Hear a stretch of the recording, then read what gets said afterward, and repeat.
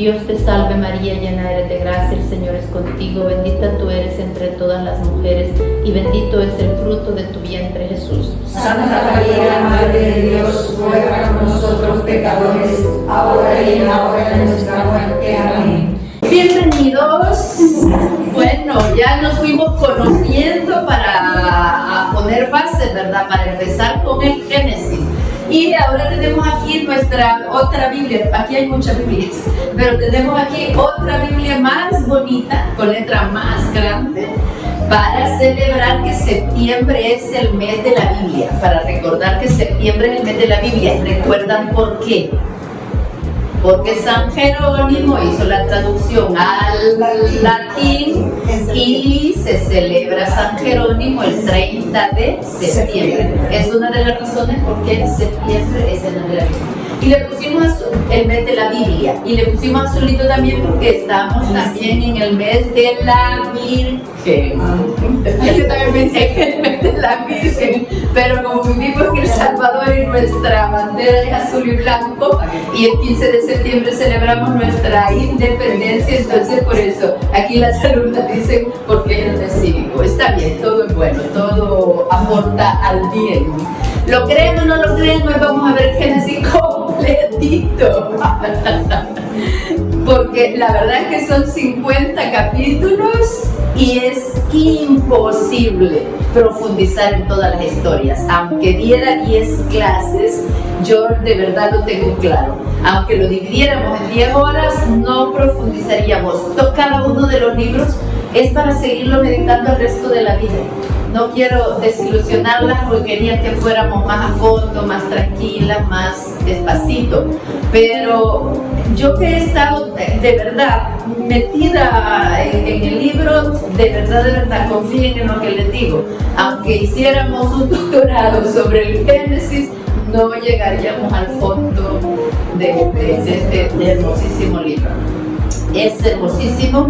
Este sí es largo, son 50 capítulos y creo que el audio dura 3 horas 41 minutos. Pero como ya hicimos tanto entrenamiento con Nuevo Testamento, somos capaces de leerlo en la semana, media hora diaria. Excelente. Como siempre voy a leer las notas de nuestro libro de lecciones bíblicas. El libro del Génesis se denomina así porque trata del origen de la creación del mundo y del hombre. En efecto, Génesis en griego significa origen, comienzo. Es el primer libro del Pentateuco. Consiguientemente es también el primer libro de la Biblia. El autor o compilador, al confeccionar este libro, no pretende poner la doctrina del comienzo de las cosas de una manera científica, sino relatar en lenguaje sencillo y figurado, adaptado a la inteligencia de una humanidad poco evolucionada, como era la de aquel tiempo, las verdades fundamentales, presupuesto para la salvación, a la vez que la descripción popular de los orígenes del género humano y del pueblo escogido. Son 3 grandes temas en este libro: los comienzos del hombre, los comienzos del mundo y los comienzos del pueblo de Dios. En el Génesis se echan los cimientos de todo el sistema bíblico. Sin lo que aquí se nos dice, el resto de la Biblia sería incomprensible. Ya el plan de salvación que se expone en la Escritura no tendría sentido de existir sin la historia de la caída.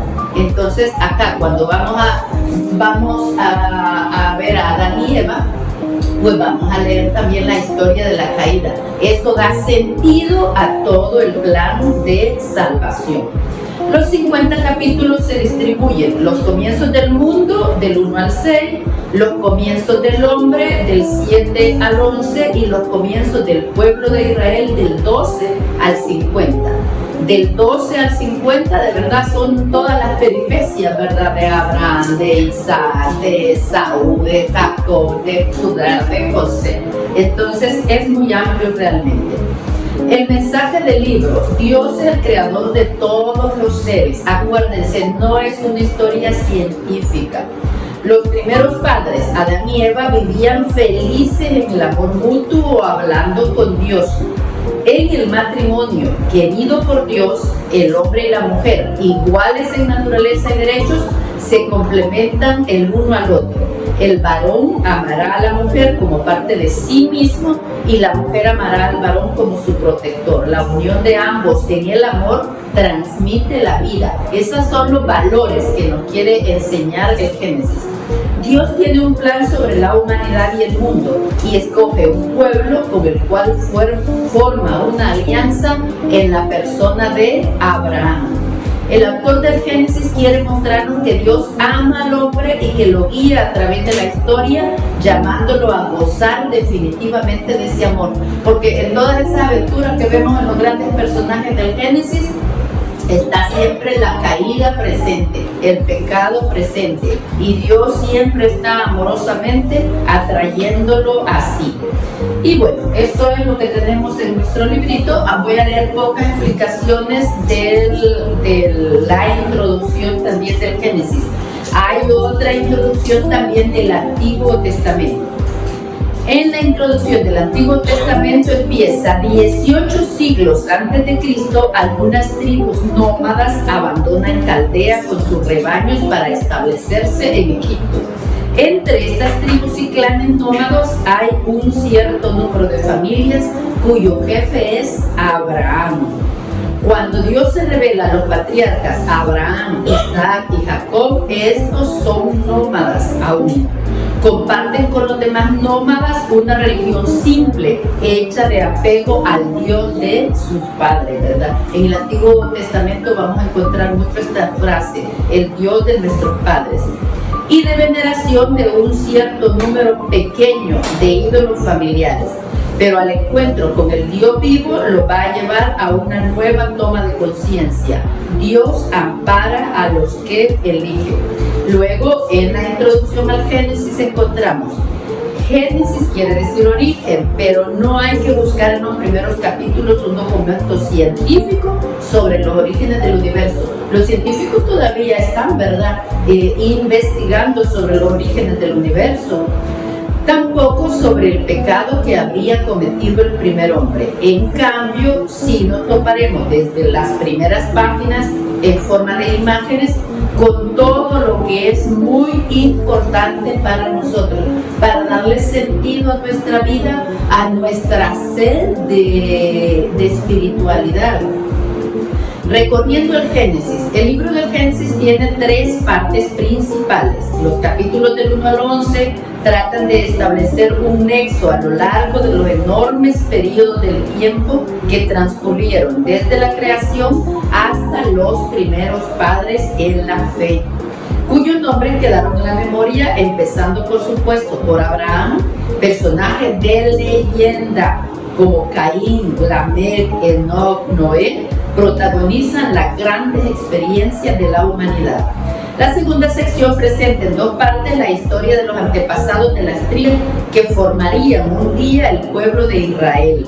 Abraham, Isaac y Jacob son personajes nómadas que ya creían en el Dios cercano.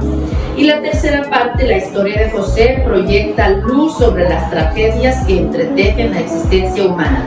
Los seres humanos necesitan un Salvador y la salvación les vendrá juntamente por intermedio de aquellos que han perseguido y rechazado. Con solo que el libro de José da perfectamente para una clase completa y quedarnos todavía con deseo de más. Así que contra toda lucidez e inteligencia y sabiduría, lo vamos a sacar todo junto. A ver, empieza con la creación.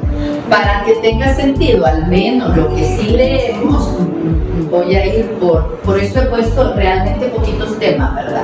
Una sola historia, vamos a leer una sola historia de Abraham, de Isaac, de Jacob y de José, porque de verdad es muy, muy rico en historias este libro. Se ve que tiene 1800 antes de Cristo más 2000, 3800 años de Cristo a 3800 años hasta ahora, haciéndose y rehaciéndose, ¿verdad? Entonces el libro de José es muy, muy bonito. Si quieren ir más fácil, empiecen por los capítulos de José para leerlo hoy mismo, la historia completa, así con tiempo y devoción.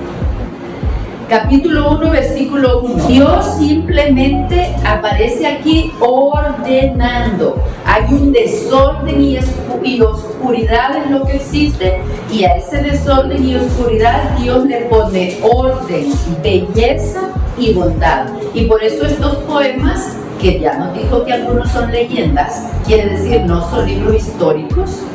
Entonces son leyendas que han ido creando, también vamos a ver en las etapas en que se fueron creando, para darle sentido a nuestro día a día, a nuestra vida. Capítulo 1, versículo 1. Dios ordena el universo. En el principio, cuando Dios creó los cielos y la tierra, todo era confusión y no había nada en la tierra. Las tinieblas cubrían los abismos, mientras el Espíritu de Dios aleteaba sobre la superficie de las aguas. Versículo 3. Dijo Dios, haya luz, y hubo luz. Dios vio que la luz era buena y separó la luz de las tinieblas. Dios llamó a la luz día y a las tinieblas noche. Atardeció y amaneció. Fue el día primero. Versículo 6. Dijo Dios, haya una bóveda en medio de las aguas para que separe unas aguas de las otras. Hizo Dios entonces como una bóveda y separó unas aguas de las otras, las que estaban por encima del firmamento de las que estaban por debajo de él. Y así sucedió. Dios llamó a esta bóveda cielo y atardeció y amaneció. Fue el día segundo. Esta expresión dijo Dios, y con la palabra le basta, dicen las explicaciones. Dijo Dios, y eso basta, y así será a lo largo de la historia. Lo importante para Dios no es hacer el mundo, sino poner orden en él, y toda la Biblia mostrará cómo es Él quien da sentido a la existencia humana. Versículo 9. Dijo Dios, júntense las aguas de debajo de los cielos en un solo depósito y aparezca el suelo seco. Y así fue. Dios llamó al suelo seco tierra y al depósito de las aguas mares. Y vio Dios que esto era bueno. Versículo 11. Dijo Dios, produzca la tierra hierba, plantas que den semilla y árboles frutales, que por toda la tierra den fruto con su semilla dentro, cada uno según su especie. Y así fue. La tierra produjo hierba, plantas que dan semilla y árboles frutales. Y vio Dios que esto era bueno. Voy a leer la explicación del versículo 12. La cuna del hombre fue preparada durante largo tiempo, pero luego será ese ser humano quien recibirá la total responsabilidad del mundo.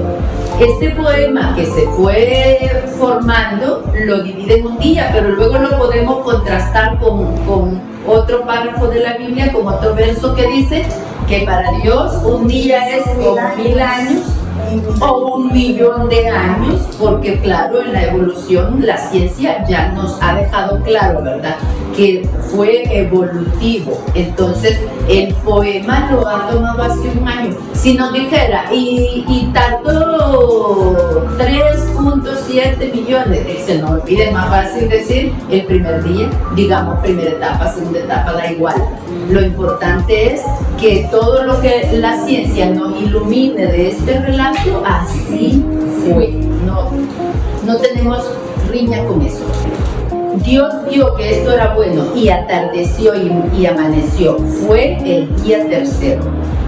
Versículo 14. Dijo Dios, haya luceros en el cielo que separen el día y la noche, que sirvan para señalar las fiestas, los días y los años, y que brillen en el firmamento para iluminar la tierra. Y así sucedió. E hizo Dios los dos grandes luceros, el lucero mayor para regir el día, el lucero menor para regir la noche. E hizo también las estrellas. Dios los colocó en lo alto de los cielos para iluminar la tierra, para regir el día y la noche y separar la luz de las tinieblas.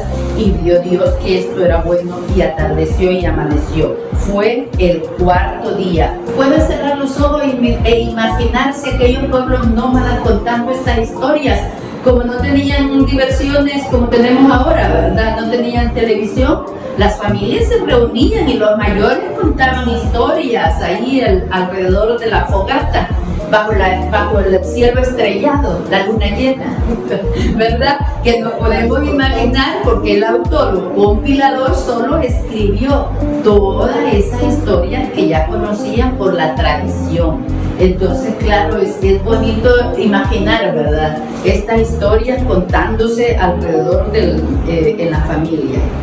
Versículo 20. Dijo Dios: llénense las aguas de seres vivientes y revoloteen aves sobre la tierra y bajo el firmamento.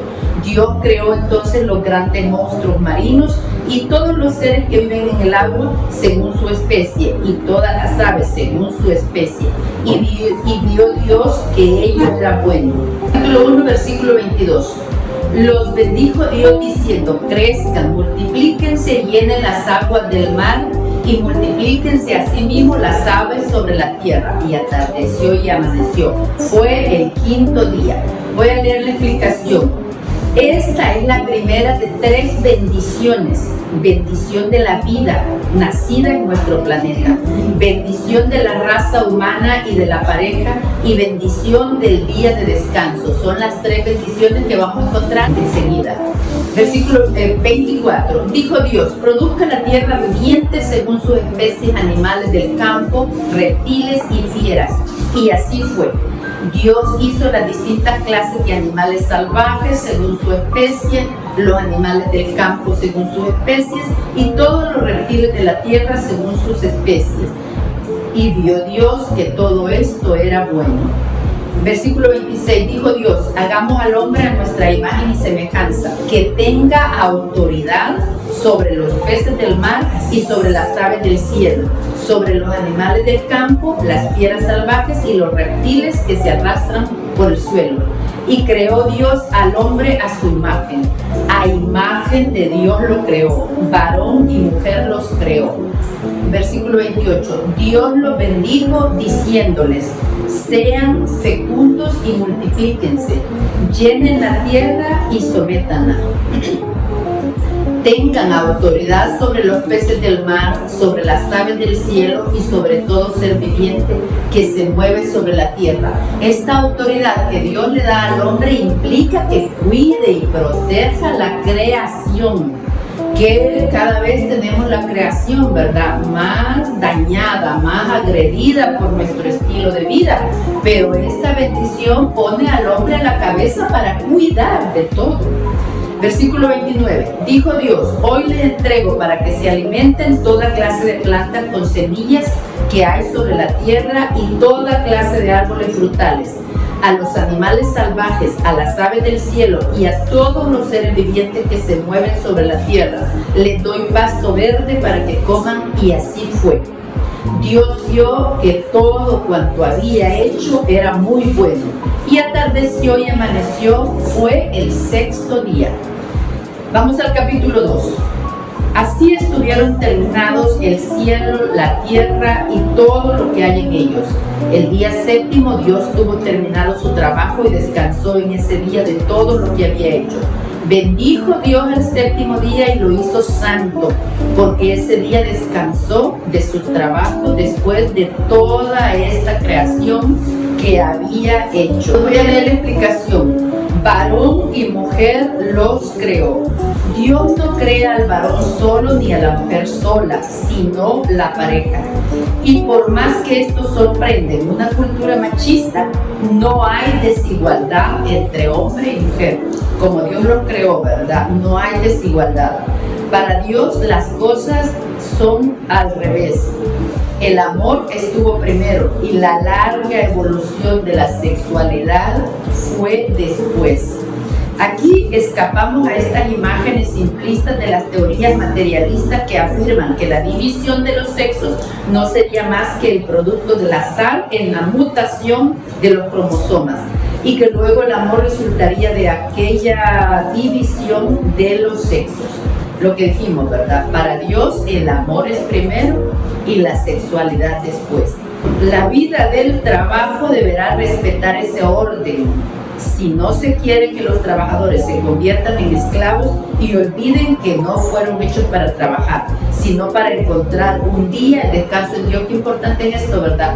Cuando nos pasamos de laboriosas hay que recordar este versículo, ¿verdad? No fuimos creados para el trabajo. ¿Verdad? No, todo el día buscamos qué más hacer. Muy bien, vamos al capítulo 3. La serpiente era el más astuto de todos los animales del campo que Yahvé Dios había hecho. Dijo a la mujer: ¿es cierto que Dios les ha dicho, no coman de ninguno de los árboles del jardín?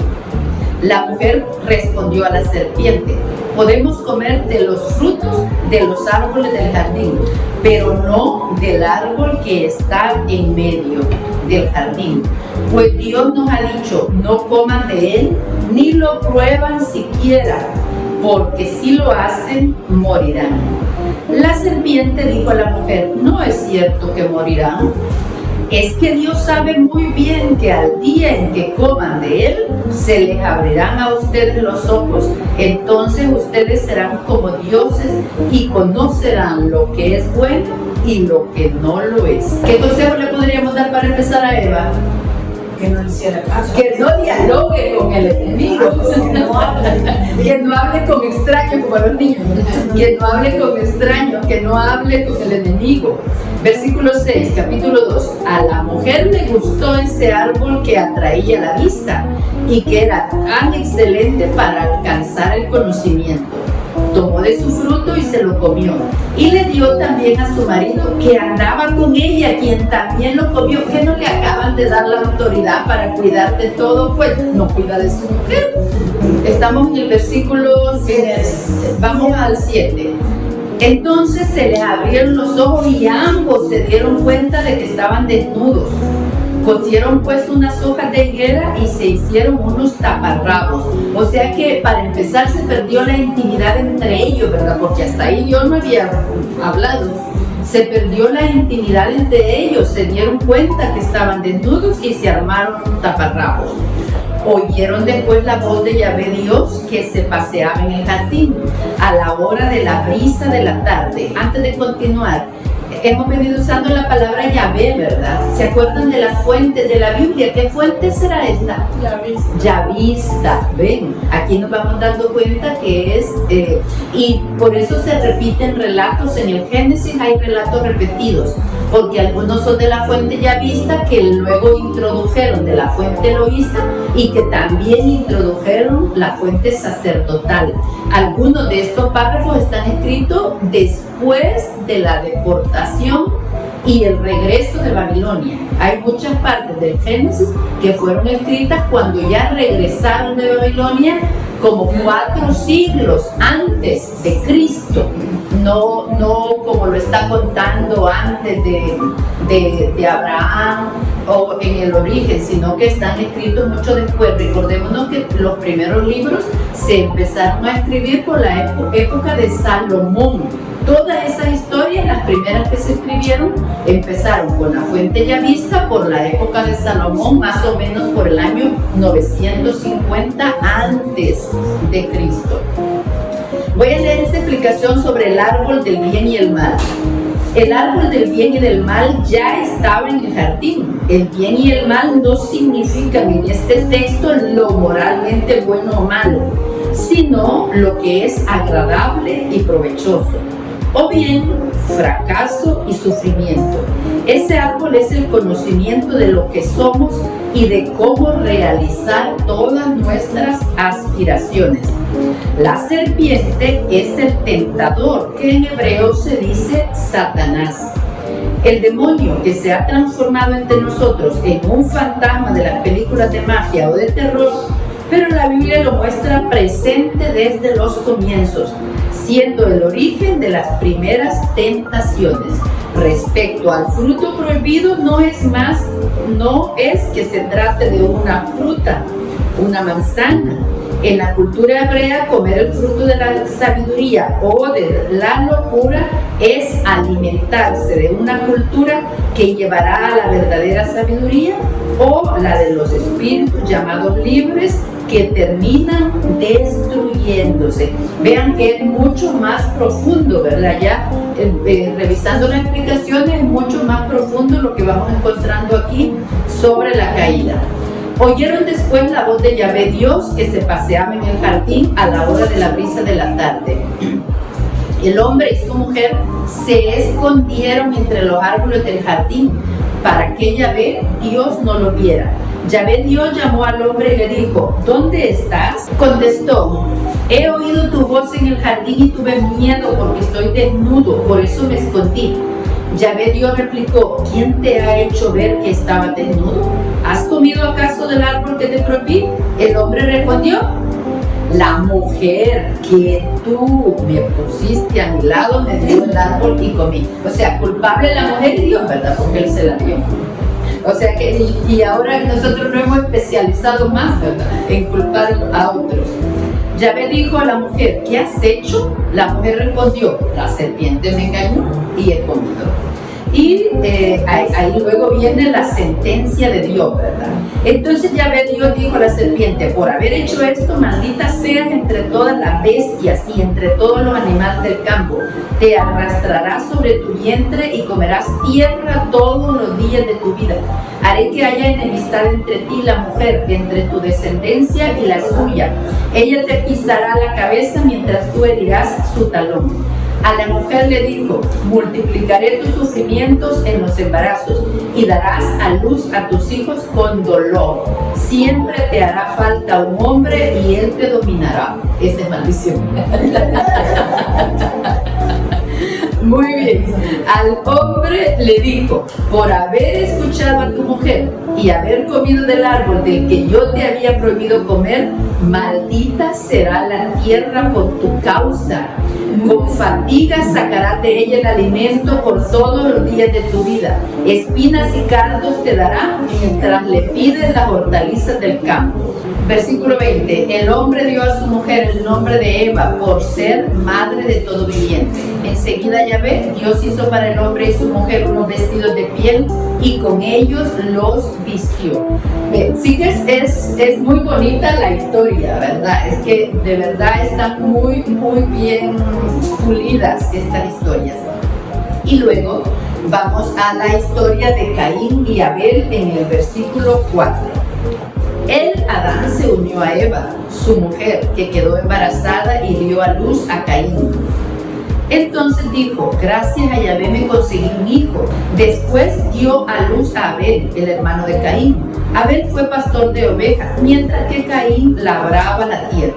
Seguimos en el capítulo 4, versículo 8. Caín dijo a su hermano: vamos al campo. Y cuando estaban en el campo, Caín se lanzó contra su hermano Abel y lo mató. Yahvé preguntó a Caín: ¿dónde está tu hermano? Respondió: no lo sé. ¿Soy acaso yo el guardián de mi hermano? Entonces Yahvé le dijo: ¿qué has hecho? Clama la sangre de tu hermano y su grito me llega hasta la tierra. En adelante serás maldito y vivirás lejos de este suelo fértil que se ha abierto para recibir la sangre de tu hermano, que tu mano ha derramado. Cuando cultives la tierra no te dará frutos, andarás errante y fugitivo sobre la tierra. Caín dijo a Yahvé: mi castigo es grande. Mi castigo es más grande de lo que puedo soportar. Tú me arrojas hoy de esta tierra y me dejas privado de tu presencia. Si he de ser un errante y de andar vagando sobre la tierra, cualquiera que me encuentre me matará. Yahvé le dijo: no será así. Me vengaré 7 veces de quien mate a Caín. Y Yahvé puso una marca a Caín para que no lo matara el que lo encontrara. Caín se fue de la presencia de Yahvé y habitó en el país de Nod, al oriente de Edén. Luego acá viene una serie de historias en que el mal se va multiplicando cada vez más hasta que llega al cansancio Dios y viene el diluvio. Capítulo 6, versículo 5. Yahvé vio que la maldad del hombre en la tierra era grande y que todos sus pensamientos tendían siempre al mal. Se arrepintió pues de haber creado al hombre y se afligió su corazón y dijo: borraré de la superficie de la tierra a esta humanidad que he creado, y lo mismo haré con los animales, los reptiles y las aves, pues me pesa haberlos creado. Noé, sin embargo, se había ganado el cariño de Yahvé. Vamos al capítulo 7, del 1 al 4. Yahvé dijo a Noé: entra en el arca tú y tu familia, pues tú eres el único justo que he encontrado en esta generación. De todos los animales puros tomarás contigo 7 parejas de cada especie, cada macho con su hembra. De los animales impuros tomarás un macho con su hembra. Vamos al versículo 16. Y Yahvé cerró la puerta del arca detrás de Noé. El diluvio cayó durante 40 días sobre la tierra. Crecieron las aguas y elevaron el arca muy por encima de las tierras. Versículo 22. Todo ser vivo sobre la tierra que respira y tiene aliento murió. Así perecieron todos los vivientes que había sobre la tierra, desde el hombre hasta los animales, los reptiles y las aves del cielo. Todos fueron borrados de la superficie de la tierra, solo quedó Noé y los que estaban con él en el arca. Vamos al capítulo 8, versículo 20. Noé construyó un altar a Yahvé y tomando de todos los animales puros y de todas las aves puras, los ofreció en sacrificio sobre el altar. Al aspirar el agradable aroma, Yahvé decidió: nunca más maldeciré la tierra por causa del hombre, pues veo que sus pensamientos están inclinados al mal desde la infancia. Nunca más volveré a castigar a todo ser viviente como acabo de hacerlo. Estamos en capítulo 8, versículo 22. Mientras dure la tierra habrá siembra y cosecha, pues nunca cesarán ni el frío ni el calor, ni el verano ni el invierno, ni los días ni las noches. Tenemos, ¿verdad?, la historia del diluvio que tanto conocemos, ¿verdad? Y que también el cine ha llevado muchas historias del diluvio a la pantalla. Es muy bonito. No lo podemos ver más, pero luego en el capítulo 10, versículo 1, nos dice cuáles son los descendientes de Noé. Versículo 10, capítulo 1. Estos son los descendientes de Sem, Cam y Jafet, hijos de Noé. Ellos son los hijos de Noé, los que se salvaron en el arca. Y estos son los hijos que nacieron después del diluvio. Y viene toda una larga lista de descendientes, con la idea, ¿verdad?, de llegar a Abraham. Y lo tenemos, capítulo 11, versículo 24. Cuando Nahor tenía 29 años, fue padre de Terá.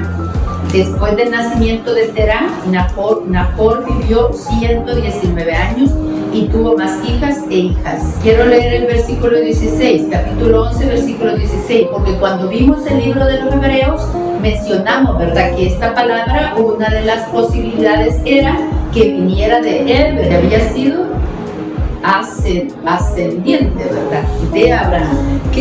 Y entonces, versículo 16, cuando Eber tenía 34 años, fue padre de Peleg. Después del nacimiento de Peleg, Eber vivió 430 años y tuvo más hijos e hijas. Entonces él está en la genealogía de Abraham. Por eso se llaman hebreos desde mucho antes, en ese caso, de llamarse Israel. Versículo 26. Terá a los 60 años fue padre de Abraham, Nahor y de Aram. Esta es la descendencia de Terá. Terá fue padre de Abraham, Nahor y Harán. Aram fue padre de Lot. Aram murió en Ur de Caldea, su tierra natal, antes que su padre Terá. Abraham y Nahor se casaron. La esposa de Abraham se llama Sarai, y la esposa de Nahor se llama Milcá, hija de Harán, que era padre de Milcá y de Gisca. Sarai era estéril y no tenía hijos. ¿Tienen algún comentario que hacer? ¿Algo bonito que les guste mucho y que no leímos de la historia de la creación y del diluvio? Mucho para decirle, muchas cosas. Muy bien, entonces vamos a leer. La alianza que hizo Dios con ella nunca más nos iba a destruir. Los iba a destruir. Y el arcoíris, ¿verdad? Y el arcoíris que fue la señal. Sí. ¿Cuántos días y noches llovió? 40 días. 40 días por su noche. Pero también nos gusta la historia cuando Noé saca por primera vez, envía una paloma, ¿verdad? Para ir midiendo cómo se van secando las aguas. Y cuando ya ellos deciden desembarcar, ¿qué señal que trae la paloma? Una rama de olivo. Una rama de olivo, y luego suelta otra y ya no regresa. Entonces ya es la señal de que ellos ya desembarcan. Vamos al llamado de Abraham, capítulo 12, versículo 1. Yahvé dijo a Abraham: deja tu país, a los de tu raza y a la familia de tu padre, y anda a la tierra que yo te mostraré. Haré de ti una gran nación y te bendeciré. Voy a engrandecer tu nombre y tú serás una bendición. Bendeciré a quienes te bendigan y maldeciré a quienes te maldigan. En ti serán bendecidas todas las razas de la tierra. Abraham tenía 75 años de edad cuando salió de Harán. Abraham tomó a su esposa Sarai y a Lot, hijo de su hermano, con toda la fortuna que había acumulado y el personal que había adquirido en Harán, y se pusieron en marcha hacia la tierra de Canaán. Entraron en Canaán y Abraham atravesó el país hasta llegar al lugar sagrado de Siquén, el árbol de Moré. En aquel tiempo los cananeos ocupaban el país. Yahvé se apareció a Abraham y le dijo: le daré esta tierra a tu descendencia. Allí Abraham edificó un altar a Yahvé que se le había aparecido. Es bien bonito como tanto Noé, ¿verdad? Apenas baja del arca, lo primero que hace es un altar. Y también Abraham, y lo vamos a seguir viendo en las lecturas, como lo primero que es hacerle una ofrenda a Dios. En las explicaciones voy a leer: deja tu país. Una ruptura, pues la fe será siempre una ruptura. Dejar aquello de que estaba seguro, vaciarse de su sabiduría y jugársela por entero por algo que no se puede todavía ver, ¿verdad? Cuando nos convertimos, lo primero que tenemos que romper es con nuestra vida anterior, con nuestros hábitos, con nuestros vicios, con nuestros pecados, por algo que todavía no podemos ver. Entonces, es ese dejar tu país, ¿verdad? Dejar tu pasado. Partió Abraham. Los nómadas no tienen seguro de vejez y apenas se alejan de los familiares, primos y conocidos, quedan indefensos. Abraham solo podía contar con Dios. La promesa hecha a Abraham se llevará a cabo realmente con Josué, o mejor aún con David, que creará la nación. Aquí vemos también los tiempos de Dios, ¿verdad? Le hace una promesa y por eso se desespera Sara, porque no tiene, ¿cómo va a tener una gran nación si no tienen hijos? Y entonces, bueno, se complica toda la historia, ¿verdad? Luego tenemos la alianza en el capítulo 15, versículo 1. Después de estos sucesos, Yahvé dirigió su palabra a Abraham en una visión y le dijo: no temas, Abraham, yo soy tu escudo, tu recompensa será muy grande. Abraham respondió: Señor Yahvé, ¿qué me quieres dar? Soy un hombre sin hijos y todo lo que poseo pasará a Eliezer de Damasco. Ya que no me diste descendencia, tendré por heredero a uno de mis sirvientes. Entonces le llegó una palabra de Yahvé: tu heredero no será Eliezer, sino un hijo tuyo, nacido de tu propia carne y sangre. Yahvé lo sacó fuera y le dijo: mira al cielo y cuenta las estrellas, si puedes, así será tu descendencia. Y Abraham creyó. Por eso le llamamos, ¿cómo le llamamos a Abraham? El padre de la fe, ¿verdad? Abraham creyó. Tenemos que ir luego a nuestra Biblia a leer la historia completa de Abraham. Hoy vamos a pasar a la historia de la circuncisión. Capítulo 17 Versículo 4. Esta es mi alianza que voy a pactar contigo. Tú serás el padre de una multitud de naciones. No te llamarás más Abraham, sino Abram, pues te tengo destinado a ser padre de una multitud de naciones. En las explicaciones dice, Abraham significa padre venerado y Abraham significa padre de una muchedumbre. Al cambiar Dios el nombre de su servidor, le concede que empiece una vida nueva de acuerdo con lo que ese nombre nuevo significa. El significado, ¿verdad? Padre de una muchedumbre. Vamos a ver el 18:2. Al levantar sus ojos, Abraham vio a 3 hombres que estaban parados a poca distancia. En cuanto los vio, corrió hacia ellos y se postró en tierra diciendo, Señor mío, si me haces el favor, te ruego que no pases del lado de tu servidor sin detenerte. Versículo 10. El otro le dijo, dentro de 1 año volveré por aquí y para entonces Sara, tu mujer, tendrá un hijo. Sara estaba escuchando a la entrada de la tienda, a la espalda del que hablaba.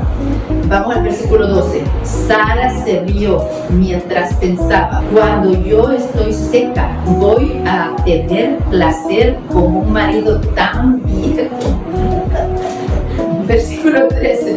Pero Yahvé dijo a Abraham, ¿por qué se ha reído Sara? ¿Por qué ha dicho cómo voy a tener un hijo ahora que soy vieja? ¿Hay acaso algo imposible para Yahvé? Qué bonita convicción, ¿verdad? Que podemos llenarnos nosotros de esta convicción. ¿Hay acaso algo imposible para Dios? No. Del versículo 12 voy a leer la explicación.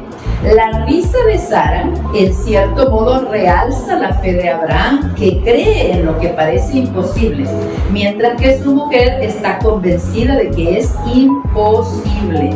También el autor se deleita en utilizar la etimología, sea de lugares, sea de nombres. Isaac en hebreo se aproxima al verbo reír. Eso explica la risa de Abraham y la risa de Sara. Vamos a leer la del nacimiento de Esaú y Jacob. Vamos ya con Jacob, que está en el capítulo 25, versículo 21. Isaac suplicó a Yahvé en favor de su esposa, pues era estéril. Yahvé escuchó su oración y Rebeca, su esposa, quedó encinta. Pero como los hijos chocasen entre sí en su seno, ella dijo, si esto debe de seguir, yo me muero. Y fue a consultar a Yahvé. Yahvé le dijo, 2 naciones hay en tu seno, 2 pueblos se separarán desde tus entrañas. Uno será más fuerte que el otro y el mayor servirá al menor. Estos versículos es lo que justifica el por qué Rebeca ayudó a Jacob a robarse la primogenitura, porque le había dicho Dios, el mayor servirá al menor. Llegó el día del nacimiento y se comprobó que había mellizo en su vientre. El primero que nació era rojizo y tan peludo que parecía un abrigo de pieles, por lo que lo llamaron Esaú. Después salió su hermano, que agarraba con una mano el talón de Esaú, y lo llamaron Jacob. Aquí, ¿verdad? Desde aquí ya está diciendo Dios, son 2 pueblos diferentes lo que voy a sacar de cada uno de ustedes. Versículo 27, los 2 muchachos crecieron. Esaú llegó a ser un experto cazador y un hombre de campo abierto, mientras Jacob era un hombre tranquilo, a quien le gustaba estar en la tienda. Isaac quería a Esaú porque le gustaba la caza, pero Rebeca prefería a Jacob. Versículo 30. Dijo Esaú a Jacob, por favor dame un poco de ese guiso rojizo, pues estoy hambriento. Jacob le dijo, me vendes pues ahora mismo tus derechos de primogénito. Esaú le respondió: estoy que me muero, ¿qué me importan mis derechos de primogénito? Jacob insistió: júramelo ahora mismo.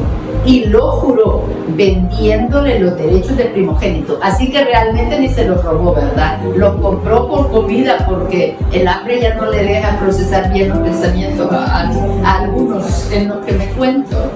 Jacob entonces dio a su hermano pan y el guiso de lentejas. Esaú comió y bebió, después se marchó. No hizo mayor caso de sus derechos de primogenitura. Luego tenemos los sucesos de la vida de Isaac, capítulo 26. 1. Hubo hambre en el país. Esta no se debe confundir con la primera hambruna que hubo en tiempos de Abraham, y fue Isaac a Gerar hacia Abimelech, rey de los filisteos. Se le apareció Yahvé y le dijo: no bajes a Egipto, quédate en la tierra que yo te diga. Serás forastero en esa tierra, pero yo estaré contigo y te bendeciré, pues quiero darte a ti y a tus descendientes todas estas tierras, cumpliendo así el juramento que hice a tu padre Isaac, a Abraham. Isaac no es nómada. Isaac es el primero en sembrar y en abrir pozos, ya como un antecedente del sedentarismo, porque es una tribu nómada.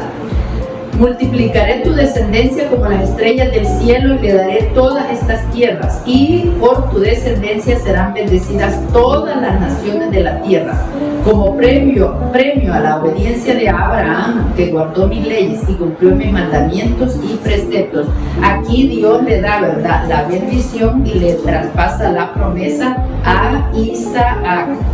Vamos a leer en el capítulo 29, versículo 15. Doble casamiento de Jacob. 29:15. Entonces Labán le dijo: ¿acaso porque eres hermano mío vas a trabajar para mí en balde?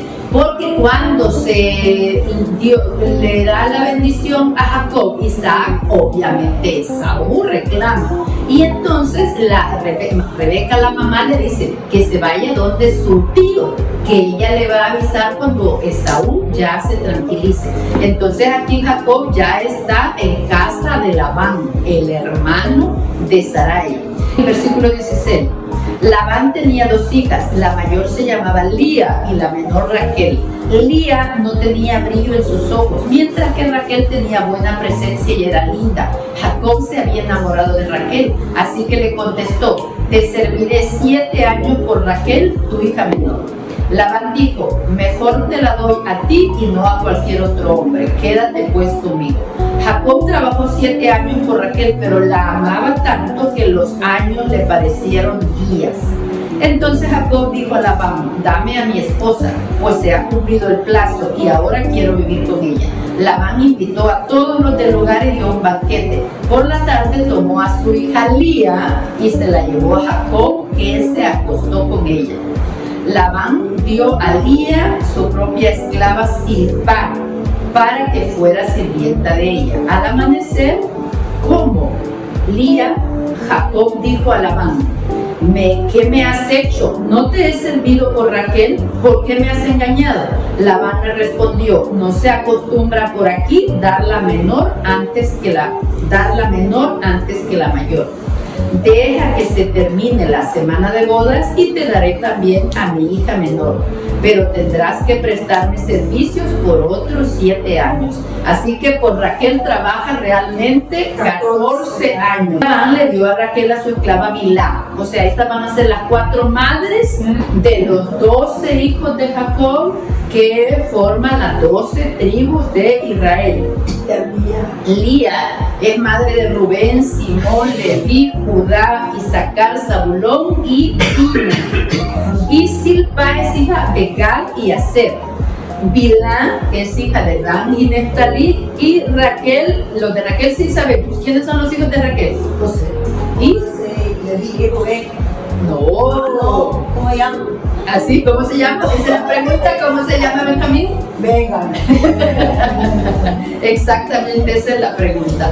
Y bueno, aquí viene toda la historia de Jacob, del regreso de Jacob con Esaú, que también es muy bonita la historia. Y pues tenemos que pasarlas porque son interminables. Incluso, ¿verdad? Uno de los vecinos abusa de Dina. ¿Recuerdan esa historia? De la hija de Elía, un vecino de otra tribu abusa de Dina. Y entonces el muchacho sí está enamorado de ella y va y pide la mano y quiere casarse con ella. Y le dicen los hijos de Jacob, ¿verdad? No podemos dársela incircunciso. Si todos se circuncidan, y sucede que efectivamente logran convencer a todos el enamorado y se circuncidan. Y entonces el plan de aquellos es agarrar los débiles y arrasar con todo el lugar. Entonces una parte del trasfondo es que no se pueden casar fuera de sus tribus, ¿verdad? Ya sabíamos este dato de las historias bíblicas. Bueno, pues ni modo, vamos a ir a José, también vamos a darle una picadita a la lectura de José. Vamos al capítulo 37, versículo 3. Israel quería a José más que a sus otros hijos, pues le había nacido en su ancianidad. Incluso le había hecho una túnica con mangas. Sus hermanos, viendo que su padre le prefería a sus otros hijos, le tomaron rencor y hasta le negaban el saludo. Qué dulzura de hermanos, ¿verdad? Hasta le negaban el saludo por puros celos. Vamos al versículo 14. Su padre le dijo: anda a ver cómo está el rebaño y cómo se encuentran tus hermanos y ven a contármelo. Es el propio José, ¿verdad?, quien lo manda a ver sus hermanos que están pastando las ovejas. Versículo 18. Al verlo desde lejos y antes de que llegara, se pusieron de acuerdo para matarlo, así, ¿verdad? Tanto lo aborrecían. Versículo 21. Al oír esto, Rubén quiso salvarlo de sus manos y le dijo: no lo maten, no derramen sangre. Le dijo Rubén: échenlo más bien en aquella cisterna allá en el desierto, pero no pongan las manos sobre él. Y en el versículo 26, Judá dice a sus hermanos: ¿qué ganamos con matar a nuestro hermano y tapar su sangre? Mejor vendámoslo a los ismaelitas y no pongamos nuestras manos sobre él. Vamos al capítulo 39, versículo 1. José pues fue conducido a Egipto y Putifar, funcionario del palacio de Faraón y capitán de la guardia, lo compró a los ismaelitas que lo habían traído. Yahvé estuvo con José y le fue bien en todo, y se quedó en casa del egipcio. El egipcio vio que Yahvé estaba con José y hacía prosperar todo cuanto emprendía. Versículo 7. José era muy varonil y de buena presencia. Algún tiempo después, la esposa de su amo egipcio puso sus ojos en él y le dijo: acuéstate conmigo. Pero José se negó. Versículo 12. La mujer lo agarró de la ropa diciendo: vamos, acuéstate conmigo. Pero él, dejándole su ropa en las manos, salió afuera corriendo. Versículo 19. Cuando el patrón oyó lo que decía su esposa: mira lo que me ha hecho tu esclavo, se puso furioso. Tomó preso a José y lo metió en la cárcel donde estaban los encarcelados del rey. Y José quedó encarcelado, pero Yahvé lo asistió y fue muy bueno con él. Hizo que cayera en gracia del jefe de la prisión, y le confió el cuidado de todos los que estaban en prisión. Todo lo que se hacía en la prisión, José lo dirigía. Allí en la prisión es que se encuentra con otros dos presos del rey, del faraón, ¿verdad? ¿Quiénes son? El copero y el panadero, que también tienen sueños, y José se los interpreta. Y 2 años después, el faraón tiene sueños, y entonces es que le hace referencia el panadero, se recuerda que José interpreta los sueños, y entonces lo mandan a traer, ¿verdad? Vamos entonces a los sueños del faraón, 41, versículo 1.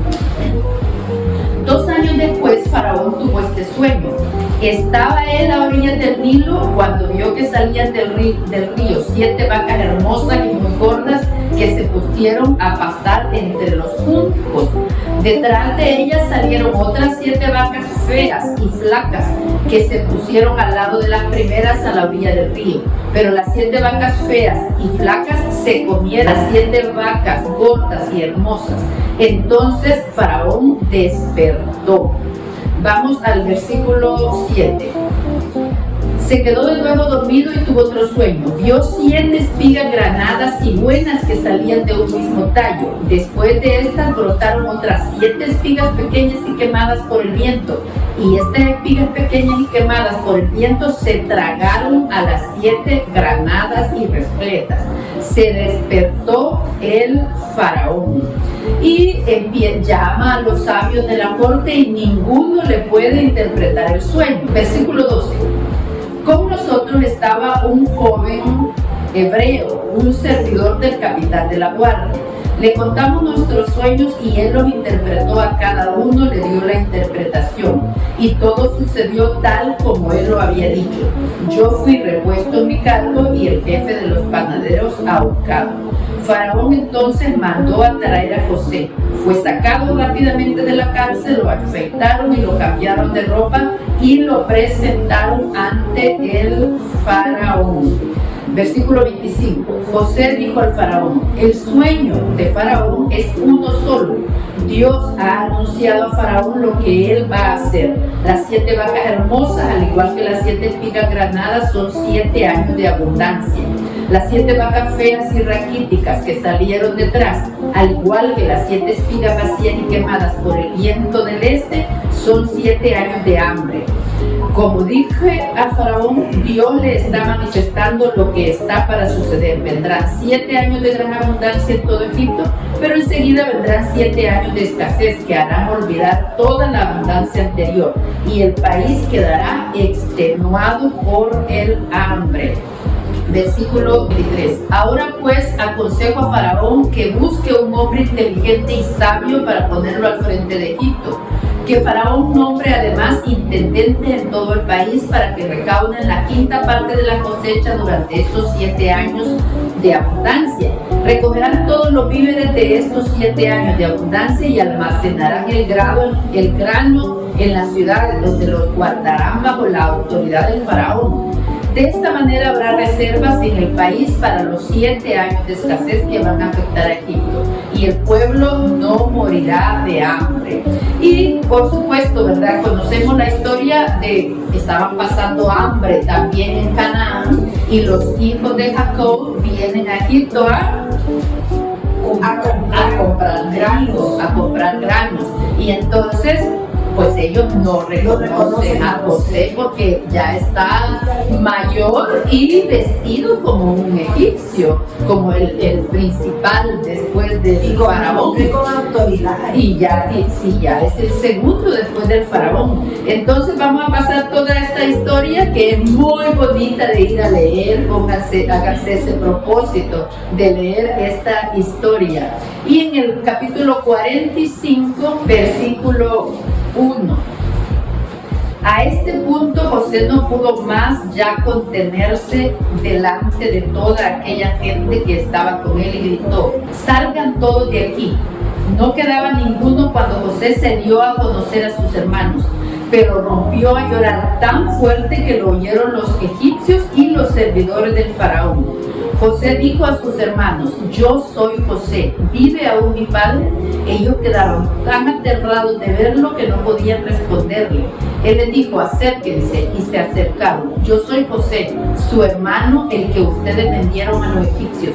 Pero no se apenen ni les pese por haberme vendido, porque Dios me ha enviado aquí delante de ustedes para salvarles la vida.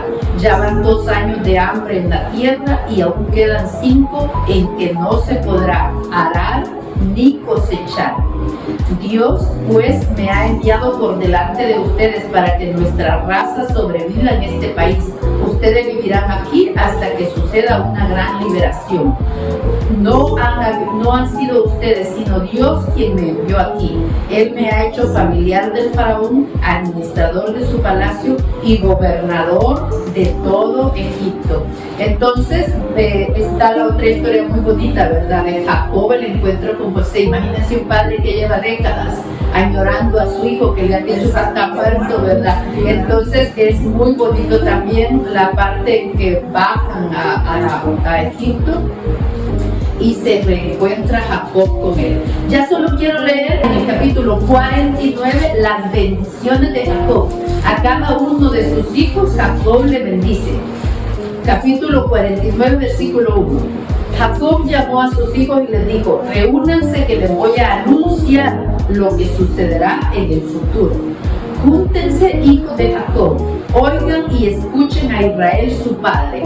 Rubén, tú eres mi primogénito, mi vigor y el primer fruto de mi virilidad, pero rebosante de orgullo y de ímpetu. Eres precipitado como las aguas, no te encumbrarás. Tú que subiste al lecho de tu padre y deshonraste mi cama, porque Rubén había tenido un romance, un amorío con una de las concubinas de Abraham. Ahora no estoy segura si con Silpa o con Bilhá, pero con una de las esclavas que le dieron las esposas.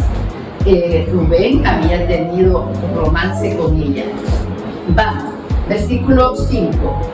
Simeón y Leví son hermanos. Sus cuchillos fueron instrumentos de violencia. Ellos son los que fueron al pueblo a arrasar con todo el pueblo del que había abusado de Dina. Por eso dice: sus cuchillos fueron instrumento de violencia. Que nunca mi alma participe en sus intrigas y que mi corazón esté lejos de su compañía, porque en su enojo mataron hombres y en su furor desjarretaron toros. Sea maldita su cólera porque es violenta y su furor porque fue cruel. Los dividiré en Jacob y los dispersaré en Israel. A ti, Judá, te alabarán tus hermanos, tu mano agarrará del cuello a tus enemigos y tus hermanos se inclinarán ante ti. Judá es cachorro de león, vuelves, hijo mío, de la casa, se agazapa o se abalanza cual león o cual leona. Quien se atreve a desafiarlo, el cetro no será arrebatado de Judá, ni el bastón de mando de entre sus piernas, hasta que venga alguien a quien le pertenece y a quien obedecerán todos los pueblos. ¿A quién está revelando? ¿A quién se refiere? A Jesús, ¿verdad? Que es de la tribu de Judá. A pesar de la importancia que tiene en la historia José, no es José el elegido, sino Judá. Versículo 11. Amarra en la vida su burrito y a la cepa el hijo de su burra. Lava en el vino su túnica y en la sangre de los racimos su manto. Sus ojos son más oscuros que el vino y sus dientes más blancos que la leche. Versículo 13. Zabulón habita a orillas del mar, es tripulante de barcos y se extiende hasta Sidón. Isaacar es un burro robusto, echado entre dos prados. Encontró un buen lugar de descanso y como vio que el país era agradable, inclinó su espalda a la carga. Pasará a ser esclavo. Dan juzgará a su pueblo como una más de las tribus de Israel. Será como serpiente en el camino, como víbora en el sendero que muerde los talones del caballo y hace caer de espaldas al jinete. Oh Yahvé, espero en tu salvación. A Gad le asaltan asalteadores, pero él atraca a su retaguardia. Aser tiene ricos manjares y prepara comida del rey. Neftalí es una sierva suelta que tiene cervatillos hermosos. José es el retoño de una vid frondosa, de una parra frondosa junto a la fuente. Los sarmientos trepan sobre ellas. Benjamín es un lobo sanguinario por la mañana, devora su presa y por la tarde reparte los despojos. Capítulo 50. José se acercó a la cama de su padre, lo abrazó llorando y lo besó. Mandó después a los médicos que estaban a su servicio que embalsamaran a su padre y ellos lo embalsamaron. Aquí ya aparece, ¿verdad?, la muerte de Jacob. Y vamos en el versículo 15 a los últimos años de José. 50:15. Al ver que había muerto su padre, los hermanos de José le dijeron: tal vez José nos guarde un rencor y ahora nos devuelva todo el mal que le hicimos. Pero si estos siguen dudando, ¿verdad?, la conciencia como acusa, porque José desde muy pronto lo interpretó como la voluntad de Dios y él se encargó de reparar la relación, porque para hacerlo madurar en su culpabilidad es que los deja presos, les hace trucos, ¿verdad?, para culpabilizarlos y dejarlos presos para que vayan madurando su conciencia, porque ellos van reflexionando: Dios nos está castigando por lo que le hicimos a José. Vamos al final, versículo 24. José dijo a sus hermanos: yo voy a morir, pero tengan la plena seguridad de que Dios los visitará y los hará subir de este país a la tierra que juró dar a Abraham, Isaac y Jacob. Y José hizo jurar a los hijos de Israel pidiéndoles este favor: cuando Dios los visite, lleven mis huesos de aquí junto con ustedes. José murió en Egipto a la edad de 110 años. Embalsamaron su cuerpo y lo colocaron en un ataúd en Egipto. Ay, cómo dejamos cantidad de cosas bonitas, pero bueno, ese es el anzuelo para que vayan y lo lean detenidamente, que tengan entusiasmo de conocer más a Jacob, a Isaac, a Esaú y a Ismael. No pudimos pasar, ¿verdad?, por las historias de Esaú y Ismael. Acuérdense que Dios también le promete a Agar que va a ser un gran pueblo de los hijos de Islam, que eso es todo, y también están las 12 tribus que son descendientes de Ismael, que es todo el mundo árabe, y el Islam, que también su patriarca es Abraham. Entonces también, ¿verdad?, como dicen Esaú y Jacob, Dios, ¿verdad?, dos pueblos están separados. Entonces también es el Islam, tanto como el cristianismo y el judaísmo, que adoran al Dios único. Los descendientes de Ismael, con razón, porque Ismael es el primogénito. No es el elegido de Dios, no es el hijo de la promesa, pero en realidad desde su cultura tiene sentido que para ellos Ismael prevalezca. Además, Dios dijo que también le iba a dar una gran nación. Bueno, terminamos. Bien, qué gran maratón, ¿verdad? ¿Están aburridas, cansadas o qué? ¿Están bien? Bien, vaya, me alegro mucho. Entonces vamos a terminar. Dios te salve María, llena eres de gracia, el Señor es contigo, bendita tú eres entre todas las mujeres y bendito es el fruto de tu vientre Jesús. Santa María, Madre de Dios, ruega por nosotros pecadores, ahora y en la hora de nuestra muerte. Amén. Santa María, esperanza nuestra, clave del Señor, ruega por nosotros. Bueno, pues muchas gracias.